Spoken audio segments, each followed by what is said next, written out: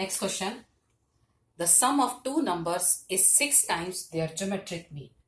The sum of two numbers, like two numbers is A and B. The sum of two numbers is 6 times their geometric mean. Geometric mean means under root AB. Then show that the numbers are in the ratio A ratio B, या A over B is equal to 3 plus 2 root 2 divided by 3 minus 2 root 2. हमें given है कि two numbers का सम उनके geometric mean के 6 times के equal है, तब हमें ये चीज शो करनी है। अब नंबर एक तरफ, वेरिएबल एक तरफ, वेरिएबल मीन्स जो हमने लेट की है under root A B is equal to 6:1। एक चीज आपने पढ़ी थी कि जब हमें दोनों साइड दे रखी है तो हम लगाते थे कंपोनेंडो एंड डिविडेंडो। सबसे पहले एक काम और करते हैं, 2 से मल्टीप्लाई कर देते हैं यहाँ पे, क्योंकि जब हम इसे होल स्क्वायर बनाएंगे तो हमें 2ab चाहिएगा। तो हमने क्या किया, 2 से डिवाइड किया लेफ्ट साइड और 2 से डिवाइड किया राइट हैंड साइड, तो ये बन गया हमारे पास 3/1। Now apply C and D, componendo and dividendo आपने पढ़ा, तभी अप्लाई करते हैं जब दोनों साइड होती हैं। क्या कहते हैं, C over D हो तो हम उसको लिख सकते हैं C plus D this equal to C minus D। दोनों साइड अप्लाई किया जा सकता है, एक साइड होता है तो नहीं अप्लाई कर सकते, तो हम इसको C over D को हम ये लिखेंगे, इसी तरह से यहाँ पे लगाएंगे, दोनों साइड लगा रहे हैं, तो ये आया A plus B plus 2 root AB, this is equal upon A plus B minus 2 root AB। ध्यान रखना रेशनलाइज नहीं कर रहे हैं, apply componendo and dividendo. This is equal to 3 plus 1 divided by 3 minus 1। Left side अगर check करें तो ये होल स्क्वायर बन रहा है। होल स्क्वायर किसका बन रहा है, under root a plus B का, और डिनोमिनेटर बन रहा है under root a minus B का, इसीलिए 2 से मल्टीप्लाई किया था। तो क्या बना, under root a plus under root b whole square divided by whole square of under root a minus under root b. This is equal to 4/2। Whole square cancel कर दे, ये हमने होल स्क्वायर बना दिया क्योंकि हमें तो सिंपल a और b लेके आना है। अब होल स्क्वायर अगर कैंसिल करें, दिस इज इक्वल टू हो गया 2। टेकिंग स्क्वायर रूट, हमने क्या किया, स्क्वायर रूट, क्योंकि हमें लगाना है सिर्फ a एंड b में स्क्वायर रूट। स्क्वायर रूट करेंगे तो लेफ्ट साइड हमारे पास क्या होगा, स्क्वायर कैंसिल हो जाएंगे, under root a plus under root b divided by under root a minus under root b, this is equal to under root 2। हम इसे अंडर रूट 2 over 1 लिख लेते हैं, क्योंकि सी एंड डी के लिए लेफ्ट हमें न्यूमरेटर डिनोमिनेटर दोनों चाहिए। अब अगेन हमारे पास क्या है, हमें ए और बी चाहिए था, तो हम इन्हें ऐड और सब्ट्रैक्ट करें तो हमारे पास सेम वही चीज आ जाएगी। हम अगेन यही अप्लाई कर रहे हैं, कंपोनेंडो एंड डिविडेंडो। तो क्या बनेगा, under root a plus under root b, c plus d divided by c minus d, this is equal to under root 2 plus 1 divided by under root 2 minus 1। ये हमारे पास cancel, यहाँ b से b cancel, numerator बना 2 under root a, denominator बना 2 under root B.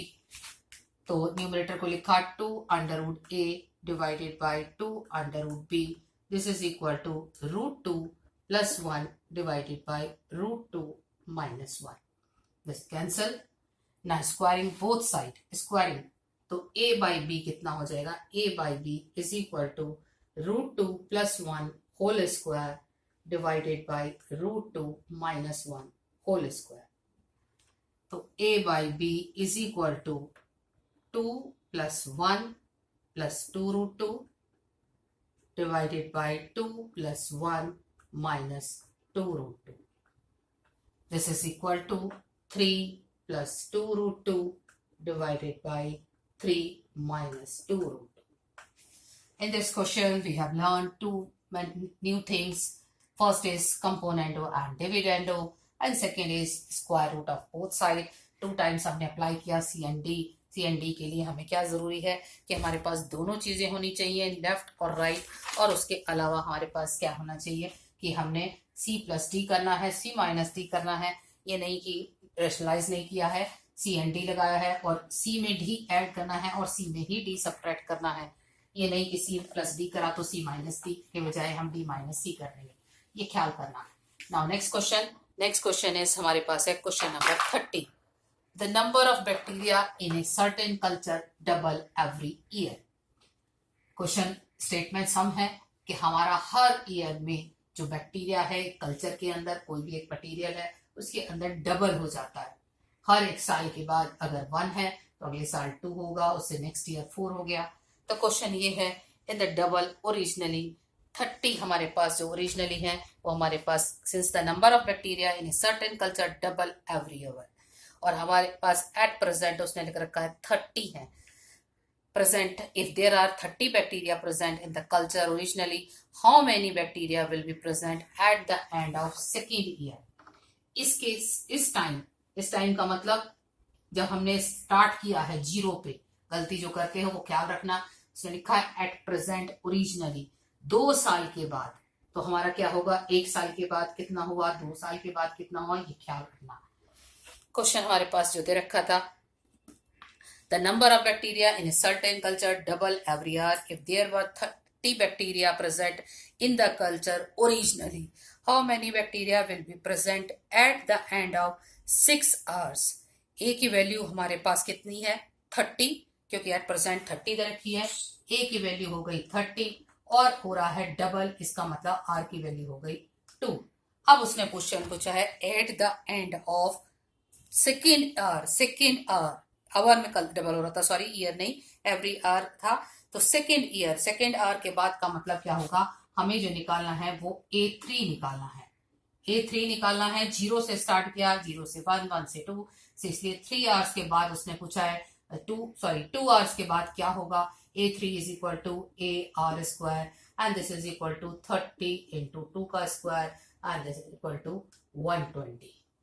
क्योंकि अब 30 है, फिर 60 होगा, फिर 120 होगा। चाहे डायरेक्ट निकालना है तो डायरेक्ट भी निकाल सकते हैं। 1 घंटे के बाद 60 हो जाएगा और अगले घंटे के बाद वो 120 हो जाएगा। इसी तरह से उसने 4th आवर पूछा है और इसी तरह से उसने nth आवर पूछा है। तो आपने सिर्फ जो गलती करते हो वो उसके हिसाब से ये ओरिजिनल है, 0 पे है। अब उसने nth आवर पूछा, an पूछा है, nth आवर के बाद क्या होगा, तो हमने क्या निकालना है an plus 1 and this is equal to AR की पावर n, तो 30 into 2 की पावर n। बस यही ख्याल करना, क्वेश्चन के अंदर जो मिस्टेक होगी वही यही है।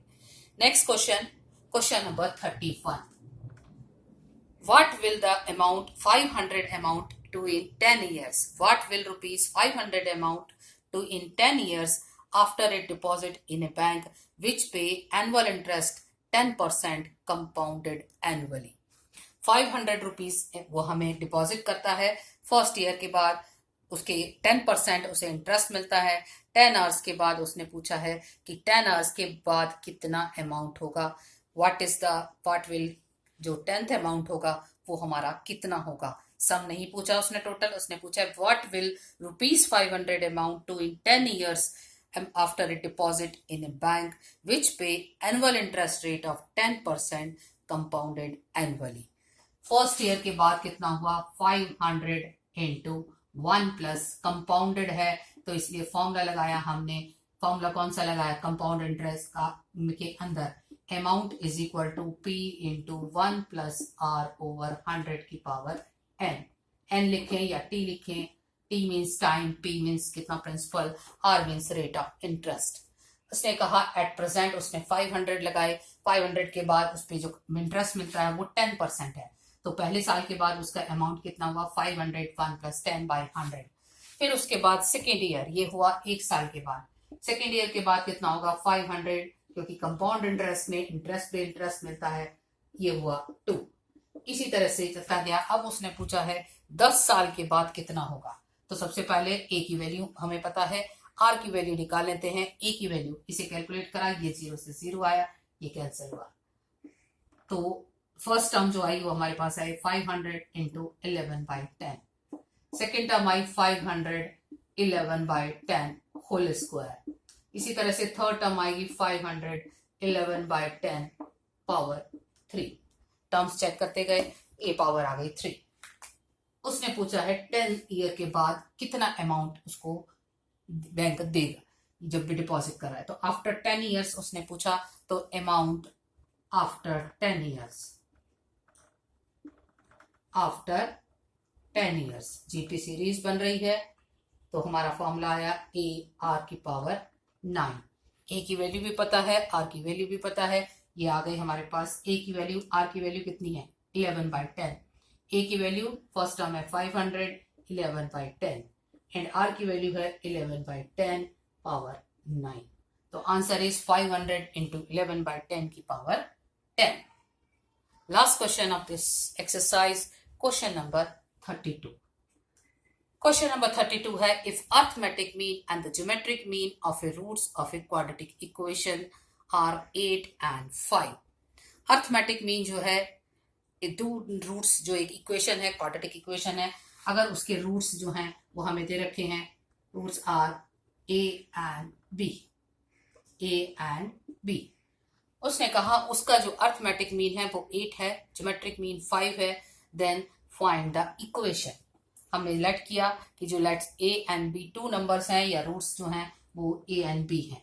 तो अर्थमेटिक मीन कितना हो गया, अर्थमेटिक मीन हो गया a plus b by 2 and this is equal to, दे रखा है 8। तो हमारे पास सम जो आया, sum of roots a plus b, वो 16 आया। इसी तरह से उसने ज्योमेट्रिक मीन दे रखा था 5। Geometric mean this is equal to, geometric mean is equal to under root A b and this under root A b हमें दे रखा था, ज्योमेट्रिक मीन 5 दे रखा है, 5 is equal to under root A b. तो a B की value हो गई 25। हमारी क्वाड्रेटिक इक्वेशन जो होती है, क्वाड्रेटिक इक्वेशन होती है x square minus sum of roots into x plus product, this is equal to 0। तो ये हुई एक्स स्क्वायर, सब हमारे पास आया 16x plus 25, this is equal to 0। Now students, complete your exercise 9.3. Thank you.